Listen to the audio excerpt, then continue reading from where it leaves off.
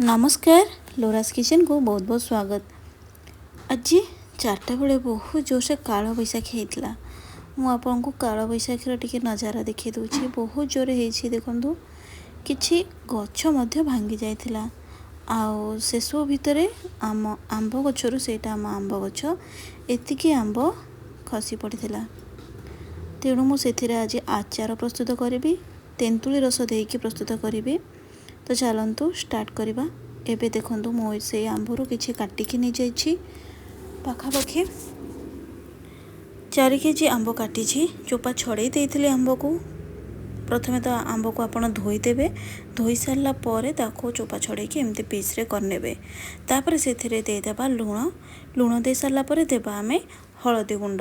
मो एथरे पाखापाखि 5 ରୁ 6 चामच बड़ चामच रे लुण आउ हलदी को दे देछि। जेहेतु अधिक मात्रा रे आंब अछि तो अधिक मात्रा रे लुण हलदी प्रथमे देथिबे।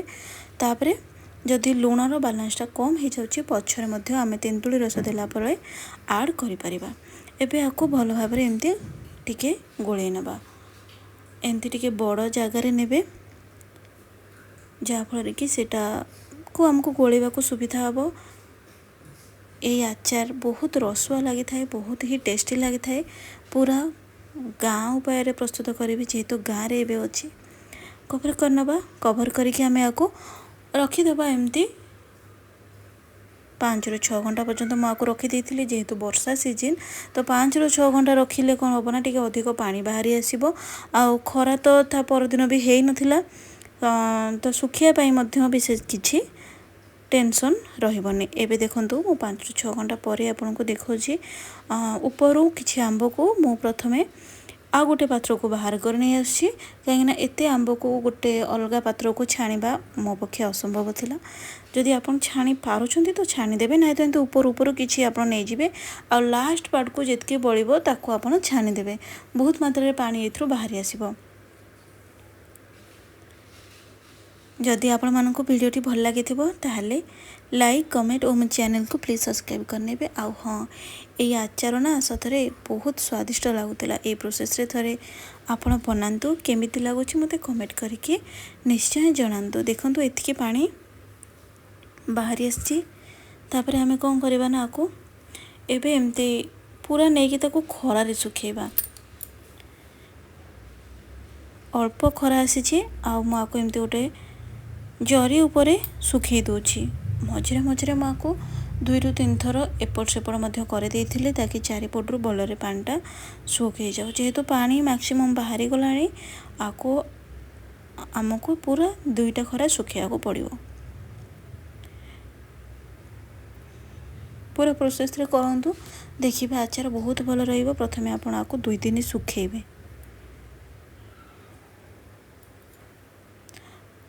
2 दिन सुखेइबे। आउ मु एठी आपन को देखै दोछि आ गोटे बढ़िया जिंस। एटा होछि हमर कुआ बहुत खरा होछि किंतु देखंतु तथापि भी तळ कोटा एपर्यंत सुखिनी, केवल ऊपर कोटा सुखिछि। आउ एटा होछि हमर आंब गछ। सेठी गोटे आंब अछि देखंतु बहुत सारा आंब तो एथरो झड़ी जाइछि। एटा होछि हम घर। जेहेतु मो घर को आसीछि सेथि पई मते आचार बनेबा को टिके सुविधा मध्य हैला। तो एमती ही देखो धीरे धीरे से सुखिबा स्टार्ट हेलानी। आउ हाँ जेहेतु एटा पड़ी जाइथिला ना सेति पई आंबर चोपा टिके पड़ी की फाटी जाइथिला तो कळा हे जाइछि। विशेष किछि असुविधा नै एमती रे प्रस्तुत करले। एबे देखि पारुथबे 2टा खरा 2 दिन मु आको सुखैछि। तापरे मु पुन थरे ताको आ गोटे बड़ जगह को एमती ट्रांसफर करने छी।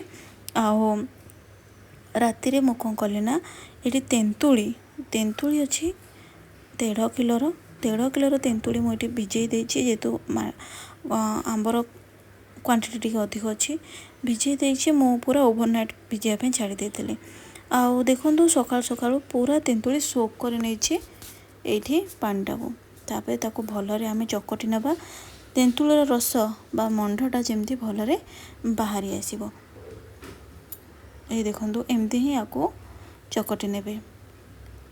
15-20 मिनिट भितर बहुत भल भाबरे आराम रे पूरा तेंतुली रसटा बाहरी आसीबो।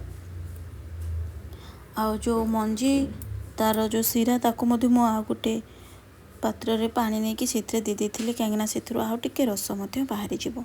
आपन चाहिले ताको एमती डायरेक्ट आउ पात्र न देके डायरेक्ट फोपाड़ी मध्य पारिबे।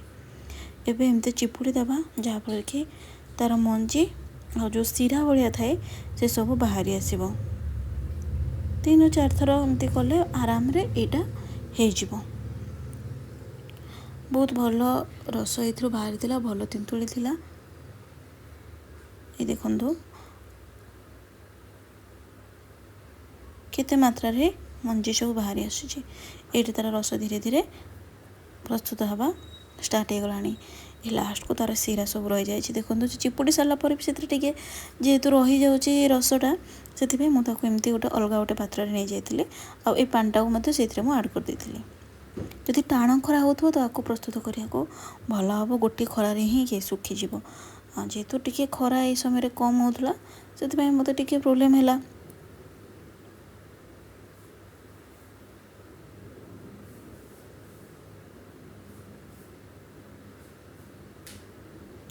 ये देखो ये आमर रसटा प्रस्तुत हो गला। आपको ये आम कौन करवा ना जो सुखिकी रही जो आंबरे ताको देदेबा। दे सारा पर मु अल्प लुण देती आपण लुण देदेवे तेंतुली रस जी लुण दरकार से देदेवे। लुणर बालांस आपण पछर आराम रे करें जिते आम मसला दबा गुड़ दबा से समय लुणर बालांसटा करें किंतु जदि स्टार्टिंग भल रही जाए तो बेसी भल रही सबको दे देके भल भाव दे सारा पर भलरे ताको आमे मिक्स करनबा। तापर ताको खरारे सुखेबा जेहेतु खरा टी कम होता सुखिया पे मत 3 दिन लगिगला। आओ जदि भल खरा होची आपन पटे तो 2 दिन रे एटा हो जिवो। एबे मु ताको नै गली बाहर सुखेबा पाए। देखो केते कम खरा होची आउ मझे मझे आपड़ आसी गोले दौथे देखिए पानी देखो पानी सब कि मझिकी चली आसी मझे एमती गोले देले पानी पागटा टी भलरे सुखीज। आउ तेंतुलीर रसटा पूरा जिते 4 गुट आंबर चारिपटे पूरा लगे जानवे जे सुखीला। आ बेसी पूरा सुखे देवेनि हाड़ करके टिके टिके थिबो रसुआ रसुआ। ये देखो एमती रसुआ रसुआ होगी थी। यहाँ ता परदिन मुझे देखुची मुझे टोटाल 3टी खरा मु सुखेली। टिके टाइम टेकिंग किंतु सहज आ स्वादिष्ट पूरा गोटे वर्ष जाके आराम रे रही पारिबो। मझिरे मझिरे आप मसे 2 मास को थरे से डब्बा आगे जब रखिंट चेक करुवे ना तो टे खरारे सुखे देवे। एबे देखो आम चारिपटे पूरा केमती तार लगी जाइए तेंतुली रसटा। एबे मु एथिरे नहीं जाइए 4 चामच पान मुहुरी 3 चामच मेथी गोटे तेजपत्र सुखा लंका गोलमरीच ये सब आम देदेले जीरा देदेले जीरा मु 2.5 चामच नहीं टिके मिक्स करना। गैस फ्लेम पूरा लो रे थिबो मसलाटा आम प्रस्तुत करुचे। आउ ये देखो ये पूरा भल भाव फ्राए हो सारानी। तेजपत्रटा टिके माने भांगी देले से एमती भांगी हो जाउछि। तापर आमे सेथरे लूण को ऐड कर दबा। गैस फ्लेम को ऑफ करके जुआणी ऐड करके भलरे आमे मिक्स करना। जुआणटा को लास्ट रे जुआन तो निश्चय देबे फ्लेवर हबो देह पई भल। जुआणटा को लास्ट रे मु एति पई देछि जुआणी जदी बेसी भाजी हे जिवो ना सेटा पिता लागिवो। तापर ताको आमे टिके ठंडा करके कोन करबा ना ताको ब्लेंड करनबा दरदरा करके ब्लेंड करे पूरा पाउडर कर देबेनी।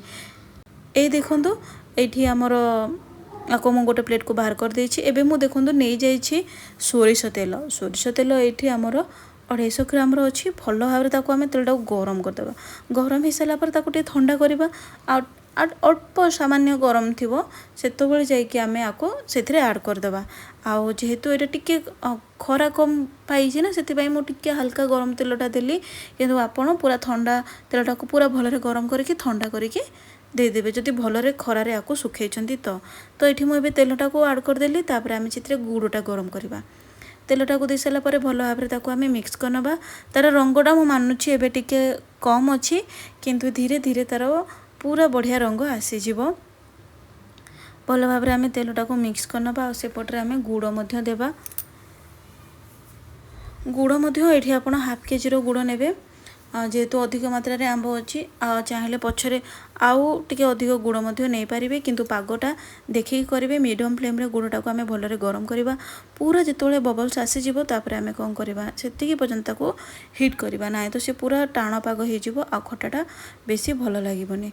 ये देखो एतकी ही आप गुड़टा पाग करेंगे सांगे सांगे आम से आड करदे भल भाव में मिक्स करना मिक्स कर सारापर ये भितर मुझे कौन करना मसलाटा को करदे सब मसला को आम से देदेबा दे सारापर आपको आम खरारे गोटे दिन सुखेबा सुखे देलापर प्रस्तुत होमर ये तेंतुली रस दिया आंबर आचारटा यहाँ बहुत ही टेस्ट लगे देहपाई भल होता है।